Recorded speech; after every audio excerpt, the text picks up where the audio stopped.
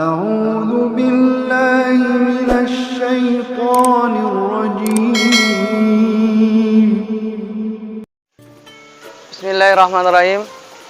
Assalamualaikum warahmatullahi wabarakatuh.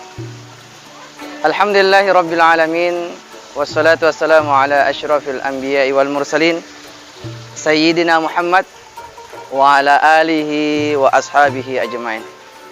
Sahabat pecinta dakwah yang sama-sama dirahmati dan dimuliakan Allah Subhanahu wa taala. Di dalam Al-Qur'an Allah Subhanahu wa taala berfirman, Bismillahirrahmanirrahim. Wal asr innal insana lafi khusr illa alladhina amanu wa amilus solihati wa tawasaw bil haqq wa tawasaw bis sabr. Sahabat pecinta dakwah yang dimuliakan Allah Subhanahu wa taala.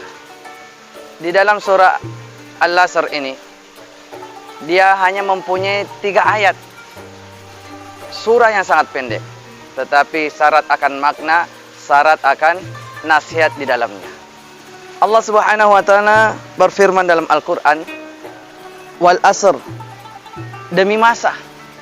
Allah Subhanahu wa taala bersumpah kepada waktu yang diciptakannya. Ini pertanda bahwa apa yang ada di dalam surah ini mengandung penjelasan atau nasihat yang sangat penting. Seakan-akan Allah Subhanahu wa taala ingin mengatakan kepada kita, wal asr innal insana lafi khusr illa alladhina amanu wa amilus solihati wa tawasaw bil haqqi wa tawasaw bis sabr. Demi masa, sesungguhnya manusia itu berada dalam kerugian. Artinya apa, sahabat? Allah Subhanahu wa taala menerangkan kepada kita ternyata dari zaman ke zaman, mulai zaman dahulu sampai zaman sekarang, innal insana lafi khusr. Kata Allah, sesungguhnya manusia itu ada di antara mereka ini berada dalam kerugian. Kita paham bersama, sahabat, bahwa 2 saja dalam kehidupan kita di alam dunia ini, kalau kita tidak beruntung, pasti merugi. Nah, saya yakin dan percaya, sahabat pecinta dakwah yang sama-sama dirahmati dan dimuliakan Allah, pasti mendambakan keberuntungan, ingin merasakan keberuntungan dalam kehidupannya. Artinya, ketika kita ingin beruntung dalam kehidupan kita, oleh karena itu, kita harus mesti hati-hati sehingga kita menghindari yang namanya kerugian. Lah, di dalam ayat Al-Asr ini, Allah Subhanahu wa taala menerangkan ternyata di balik manusia yang rugi, ternyata ada orang yang beruntung dalam kehidupannya, baik di dunia maupun di akhirat. Siapakah gerangan yang dimaksud oleh Allah Subhanahu wa taala?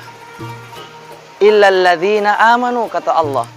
Yang orang yang beruntung terus-menerus adalah illal ladzina amanu, orang yang senantiasa beriman kepada Allah Subhanahu wa taala. Nah, yang beriman yang bagaimana, kata Allah Subhanahu wa taala? Wa amilus solihat, orang yang beriman ketika dalam hatinya dia percaya kepada Allah, lantas dia merealisasikannya dalam ibadah atau amal-amal soleh. Oleh karena itu, sahabat pecinta dakwah yang dimuliakan Allah Subhanahu wa taala, wa amilus solihat, orang yang beriman yang senantiasa beramal soleh. Nah, amal soleh yang dimaksud oleh Allah Subhanahu wa taala yakni wa tawasaw bil haqq, yang senantiasa saling mengingatkan tentang kebenaran.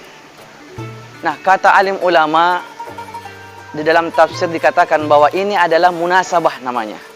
Maksudnya apa? Orang yang beriman kepada Allah pasti dia akan merealisasikan dalam amal soleh dalam kehidupannya. Dan di antara amal soleh selaku orang yang beriman yang akan dilakukannya adalah watawasaw bil haq, saling mengingatkan tentang kebenaran. Orang yang beriman adalah orang yang tidak mau selamat sendiri, akan tetapi dia pasti akan mengajak saudara-saudaranya, mengajak teman-temannya, mengajak manusia yang lain untuk selamat. Watawasaw bil haq. Itulah sebabnya kita orang yang beriman harus saling mengingatkan tentang kebenaran. Yang kedua, amal soleh yang diinginkan oleh Allah Subhanahu wa taala yaitu wa tawasaw bis sabr, saling ingat mengingatkan tentang kesabaran.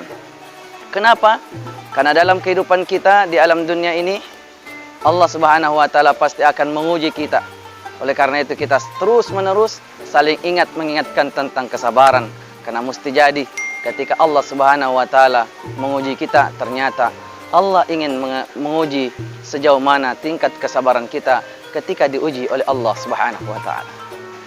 Sahabat pecinta dakwah yang dimuliakan Allah Subhanahu wa taala, oleh karena itu ketika kita ingin dalam kehidupan kita di alam dunia maupun di akhirat ingin beruntung terus-menerus, maka ada beberapa syarat. Yang pertama, harus beriman kepada Allah.